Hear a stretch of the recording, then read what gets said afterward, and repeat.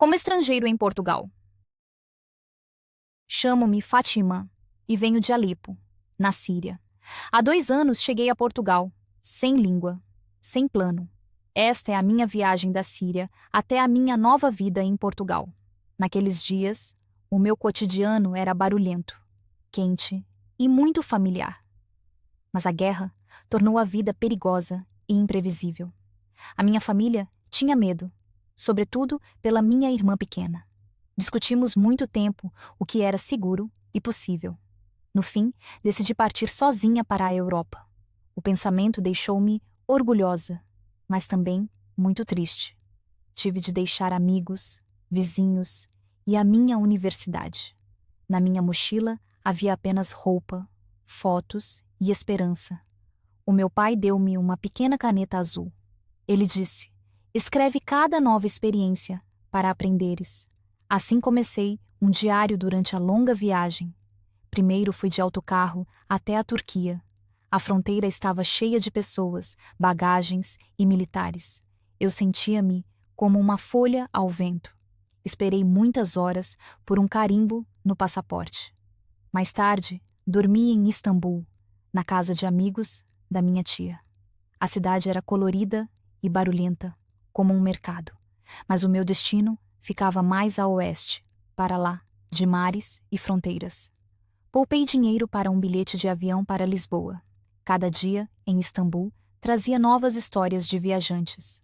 Alguns vinham do Afeganistão, outros da Eritreia ou do Irão. Os seus sonhos eram diferentes, mas todos procuravam paz. O sentimento de comunidade deu-me coragem e energia. Após 3 meses, finalmente tinha o meu bilhete. No dia da partida, o meu coração batia rápido como um tambor.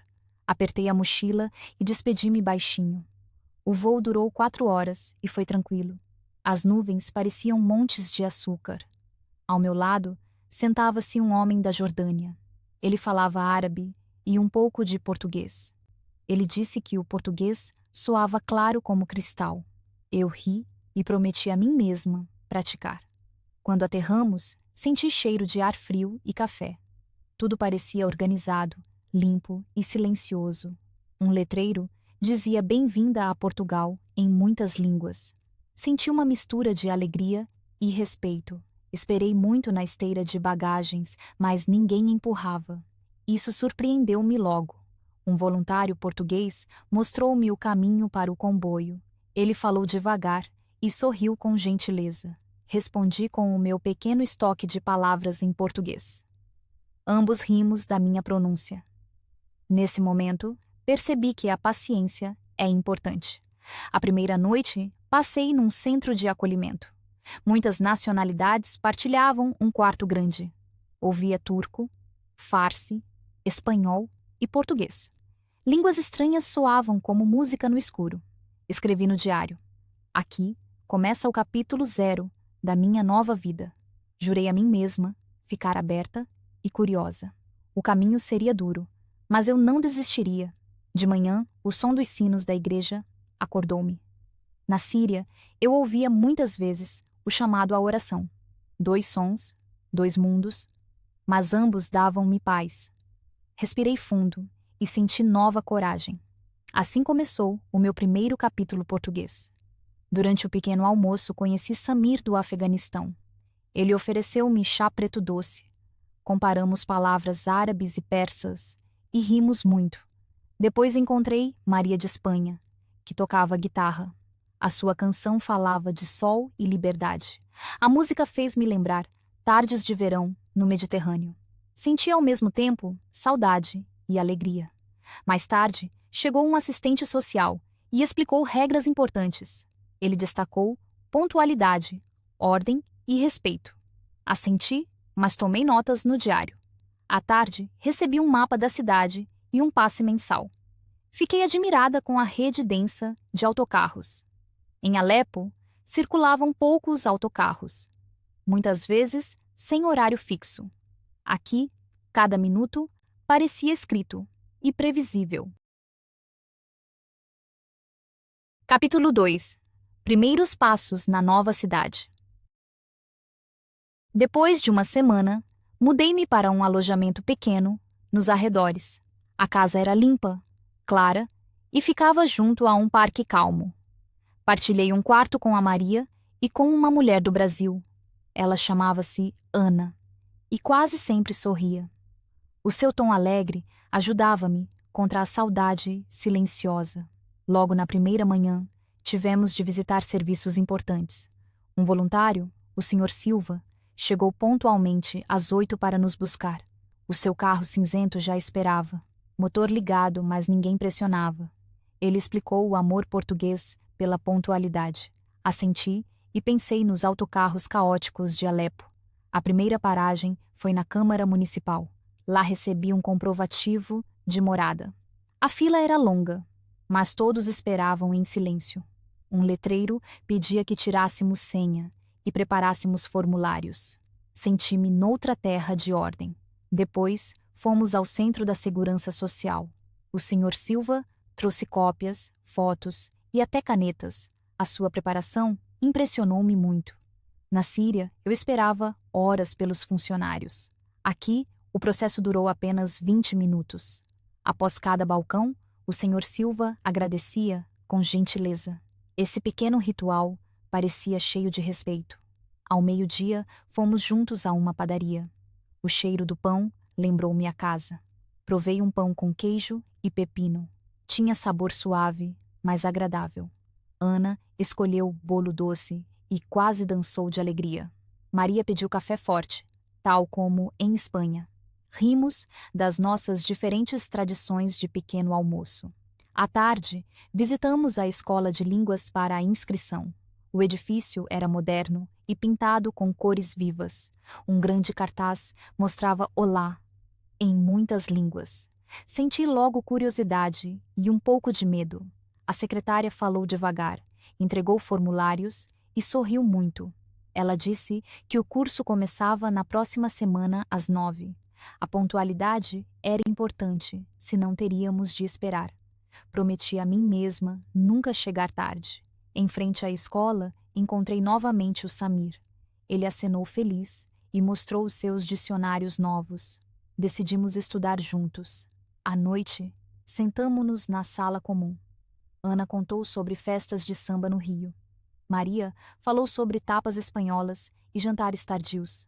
Samir descreveu neve nas montanhas de Bamiyan. Eu escutei e senti-me menos sozinha. Comparamos palavras para amor nas nossas línguas. Árabe diz Habib, espanhol diz carinho, português diz amor. Rimos das diferenças melódicas. Mais tarde, o Sr. Silva mostrou-nos a sala do lixo. Havia contentores verdes, azuis, amarelos e pretos. Ele explicou o sistema português de reciclagem. Papel, plástico, vidro e lixo comum devem ficar separados. Fiquei admirada com a precisão. Samir fez uma piada sobre 15 tipos de lixo. Todos rimos, mas prometemos respeitar as regras. Antes de dormir, escrevi no meu diário. Hoje aprendi 3 palavras-chave: pontualidade, ordem e respeito. Soam duras, mas dão segurança. Senti o primeiro orgulho, porque consegui tudo. Amanhã começa um novo capítulo da minha viagem. Ajustei o despertador para as 6h30, para acordar sem estresse. No inverno, levantar cedo parece difícil, mas o pensamento de progresso empurra-me. Antes de dormir, aprendi os números portugueses até 100. Samir explicou a regra do número 30 com muita paciência. Ana repetiu cada frase em voz alta para eu fixar. Maria escreveu novas palavras coloridas em pequenos cartões. Essa variedade de métodos motiva-me muito. De repente, lembrei-me da caneta azul do meu pai. Uso-a para escrever frases importantes no meu caderno. Assim, a voz dele fica perto, embora estejamos a 1000 quilômetros. Ao adormecer, sussurro: amanhã será bom, Inshallah, e em português, por favor. Adormeço em paz.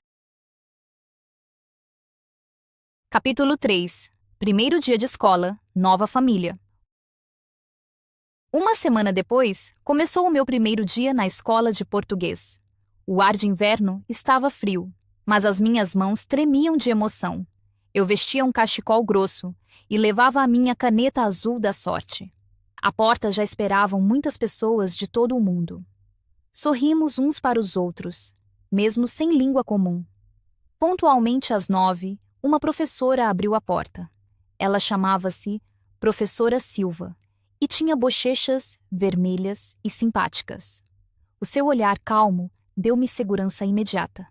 Lá dentro havia mesas em meia lua grande. Cada lugar tinha crachá e cadernos novos. Sentei-me ao lado da Ana. Ela cheirava a coco. Samir ficou 2 cadeiras depois e sorriu largo. A professora Silva cumprimentou-nos com carinho e falou muito devagar. Ela disse que agora éramos uma família de aprendizagem. A palavra família tocou-me direto ao coração. Depois, cada um apresentou-se por ordem. Levantei-me e disse claramente: chamo-me Fátima. Venho da Síria e adoro livros e chá. A minha frase foi curta, mas a turma aplaudiu. Ana falou sobre samba e festas coloridas na praia. Samir elogiou o arroz afegão, com passas e cenouras. Um jovem da Turquia chamava-se Ömer. Ele já falava melhor português e ajudava nas palavras. Uma mulher de Espanha chamava-se Lucia e dançava flamenco. Um homem calmo da Polônia chamava-se Marek. Ele sorriu tímido, mas o seu olhar era quente. Após as apresentações, a professora Silva escreveu os objetivos do curso. Queríamos falar, escrever, ouvir e compreender Portugal. Ela explicou o alfabeto português e sinais especiais. Treinamos sem coro. Soou divertido. Lucia disse que soa como um em espanhol. Ana soprou ar com entusiasmo pelos lábios. No fim da aula, jogamos um jogo de nomes. Cada um lançou uma bola e disse um desejo. Eu desejei paz e bom pão para todos. A turma riu e aplaudiu de novo. No intervalo, Homer mostrou a sua aplicação de dicionário. Procurou a palavra saudade e leu em voz alta. Todos acenaram, pois cada um conhecia o sentimento, mas também sentíamos esperança como luz quente. Depois da aula, sentamo-nos na cantina. Havia sopa de batata e um prato de salada. A sopa sabia suave, porém agradável. Samir polvilhou flocos de chile e tossiu logo. Rimos alto. A professora Silva sorriu também. Durante o almoço, trocamos truques de estudo. Lucia ouvia podcasts portugueses enquanto caminhava. Ana escrevia novas palavras em papéis coloridos na parede. Marek via notícias com legendas todas as noites. Homer assistia a séries portuguesas e parava cada cena. Samir aprendia com livros infantis cheios de imagens. Anotei tudo com cuidado no meu caderno pequeno. À tarde tivemos de fazer trabalhos de casa. Devíamos escrever um curto autorretrato. Escrevi. Sou curiosa, forte e um pouco receosa. Depois descrevi o meu sonho de paz e estudo. Escrever pareceu uma meditação. À noite encontramo-nos outra vez na sala comum. Lemos os nossos textos em voz alta. Cada um escutou com atenção e depois aplaudiu. Esse respeito tocou-me muito fundo. Antes de dormir, fizemos uma pequena ronda de vocabulário. Homer perguntou: o que significa acolhedor? Ana explicou, com mãos, sofá e manta. Compreendemos e repetimos a palavra várias vezes. No fim, escrevi no diário: sinto pertença. Hoje a escola de línguas tornou-se o meu porto seguro. Agradeço à professora Silva, aos meus amigos e a mim. Amanhã espera nova gramática, mas tenho coragem. Fecho os olhos e ouço flocos de neve lá fora. O inverno aqui parece silencioso, porém amigo. Assim termina o meu primeiro dia escolar em Portugal. Penso na minha família e envio saudações silenciosas. Que o nosso caminho seja claro, passo a passo sempre. Capítulo 4. Cultura, chuva e caldo verde. Fevereiro trouxe uma rotina fresca ao meu dia em Portugal. Todas as manhãs, o despertador tocava às 6. Eu levantava-me, fazia chá e repetia novas palavras. Depois, caminhava até ao autocarro, muitas vezes através de nevoeiro frio. A pontualidade das linhas continuava a impressionar-me muito. Na Síria, o autocarro chegava quando queria. Aqui, ecrãs mostram o minuto exato. Senti-me mais segura, porque planeamento dá calma. Um dia, a professora Silva pediu uma pequena apresentação sobre cultura. O meu coração batia forte, mas eu queria ser corajosa.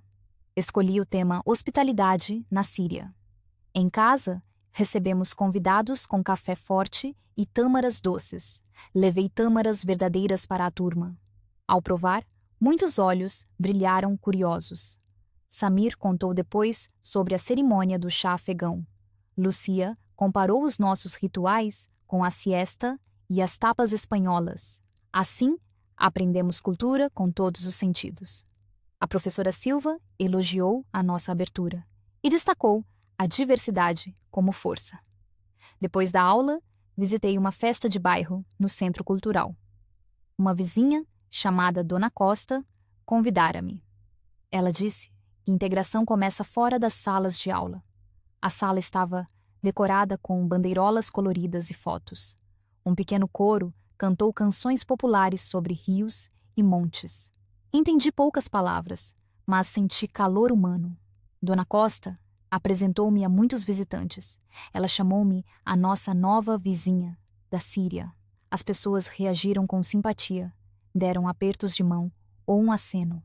Um senhor idoso contou em português, lento a sua infância após a guerra. Disse que perda e recomeço são universais. As suas palavras deram conforto, como uma manta. Mais tarde, provei caldo verde, com chouriço. O sabor era salgado, porém agradável. Aprendi que em Portugal, muitas vezes, janta-se comida forte. Isso surpreendeu-me, porque à noite preferimos pratos leves.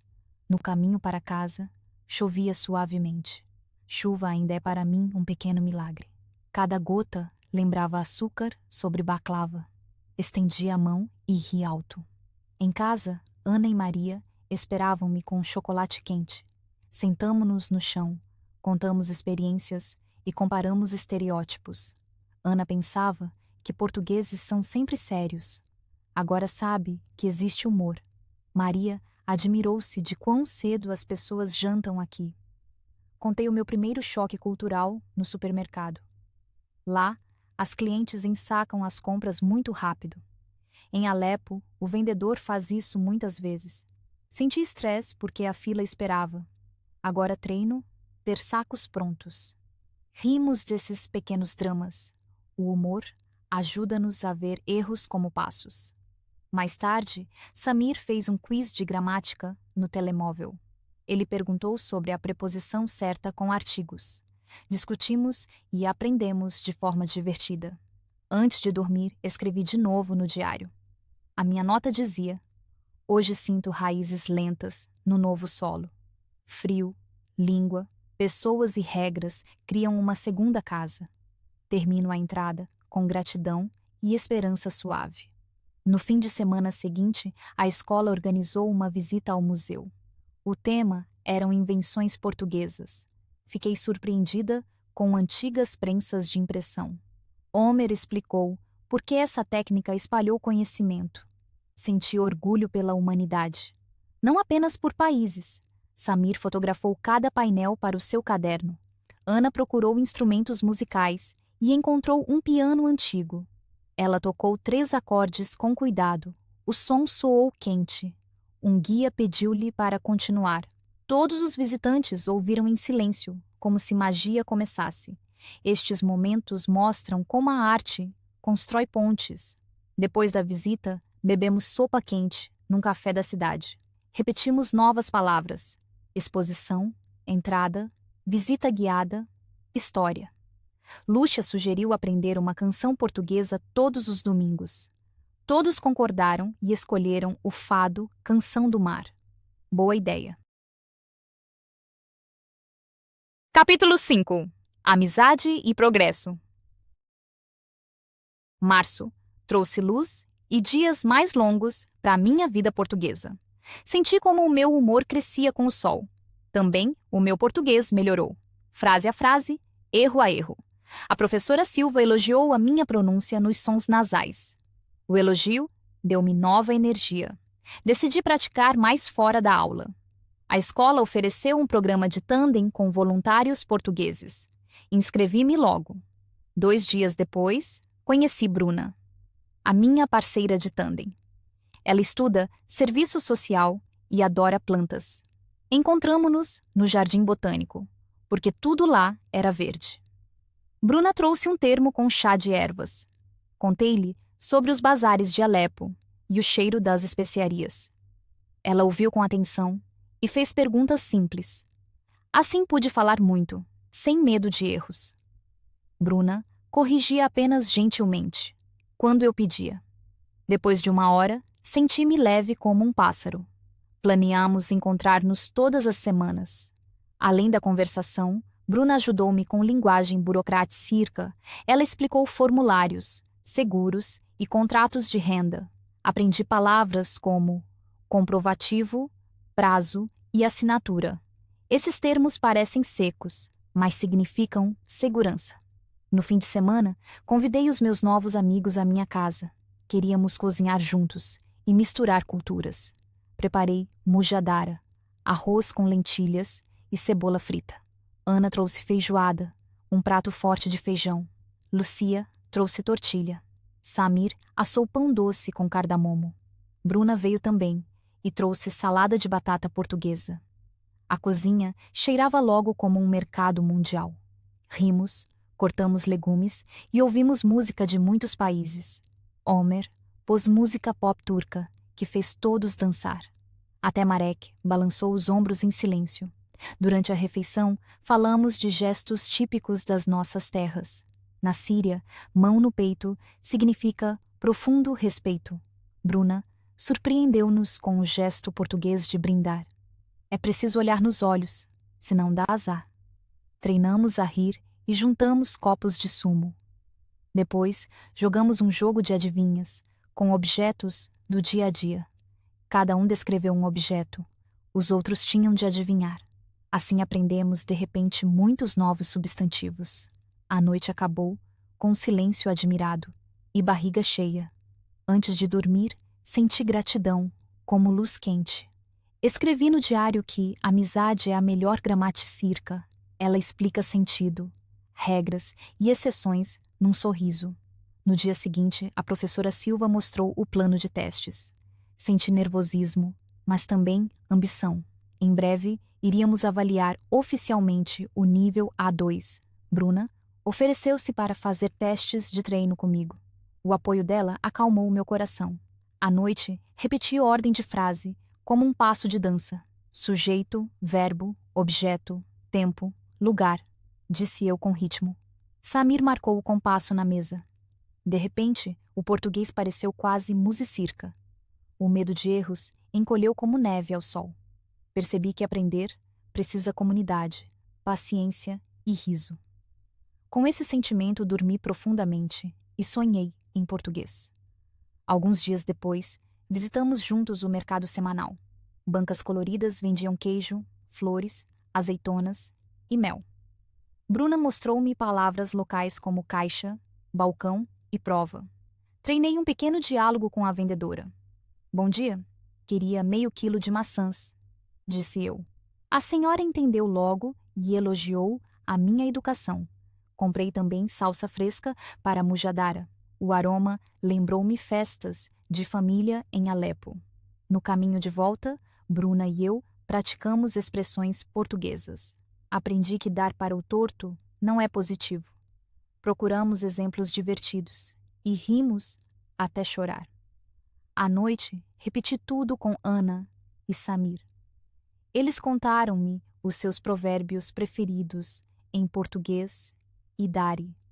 Colamos novos papéis com traduções. Capítulo 6. Chegar à própria vida. Abril começou com um canto de pássaros e sol claro, de manhã. O nosso exame, A2, aproximava-se e todos estavam ansiosos. A professora Silva entregou as últimas fichas e animou-nos sempre. Eu sentia nervosismo, mas também vontade firme. Bruna encontrou-me todos os dias, depois da aula, para falar no parque. Líamos diálogos curtos, em voz alta, e ríamos da entoação estranha. Samir revia gramática antes do jantar. Ana cantava cantigas portuguesas enquanto cozinhava. Essa comunidade dava força como uma rede invisível. No dia do exame, chovia leve, mas o meu coração ardia quente. Entrei na sala, respirei fundo e sorri para mim mesma. A prova escrita falava de lazer e clima. Escrevi calma e depois revisei cada artigo. Depois veio a prova oral. O meu tema era lugar favorito na cidade. Falei sobre o jardim botânico e o cheiro das ervas. Os avaliadores acenaram gentis e fizeram 2 perguntas. Respondi sem pausa longa. Quando tudo terminou, senti alívio como vento de verão. 2 dias depois, resultados estavam no placar da escola. As minhas mãos tremiam enquanto eu procurava.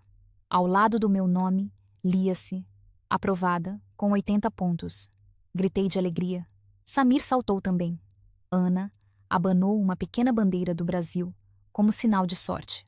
Batemos as mãos e gritamos: urra em 5 línguas. A professora Silva chegou e distribuiu corações de chocolate. Ela disse: agora começa o nível B1. E sorrimos com respeito. À noite, liguei vídeo para essa minha família. A ligação estava mais clara que antes, talvez pela nova rede ou pela minha paz. A minha mãe chorou de alegria. O meu pai mostrou o polegar para a câmara. Mostrei-lhes a minha caneta azul e disse: cada página é agora um passo em frente. Depois, caminhei pela cidade, desta vez sem mapa. Eu conhecia ruas, linhas de autocarro e até atalhos. Já não me sentia visitante, mas parte do todo. O cheiro de pão quente veio de uma padaria. Entrei e pedi com confiança uma broa de centeio. A vendedora perguntou se eu era nova ali. Sorri e disse: vivo aqui, ainda estudo, mas amo a língua. Ela desejou-me tudo de bom e deu-me um pequeno sorriso. No regresso, vi um cartaz com a palavra voluntariado. Isso fez-me lembrar o Sr. Silva. Decidi ajudar em breve, talvez no clube de tarefas para recém-chegados. Eu sabia agora que experiência partilhada torna passos mais leves. Em casa, os meus amigos esperavam com uma surpresa. Lucia tinha feito um bolo. Em cima, lia-se bem-vinda à casa em letras de açúcar. Marek tocava guitarra baixa. Homer trouxe tulipas do mercado. Sentamo-nos em círculo, partilhamos desejos para o futuro e cantamos Canção do Mar de novo. A minha voz tremia, não de medo, mas de emoção. Depois escrevi no diário que lar é mais que lugar. Lar é língua, segurança, riso e pão partilhado. Senti confiança profunda nos dias que virão. Antes de apagar a luz, disse alto em português: obrigado, vida, cheguei. Depois sussurrei em árabe uma prece silenciosa por paz. Os meus olhos fecharam-se, mas o coração ficou alerta e esperançoso. A viagem continua, mas agora caminho erguida, forte e não mais sozinha. Portugal parece maior que mapas, porque a amizade abre cada fronteira. Sei que amanhã trará novas palavras, novos caminhos, mas não tenho medo. Aprendi a fazer perguntas, aceitar ajuda e partilhar coragem. Com esse pensamento, adormeço, e o novo dia já espera paciente na janela. Ele sussurra: bem-vinda, Fátima. Estás em casa. Boa noite.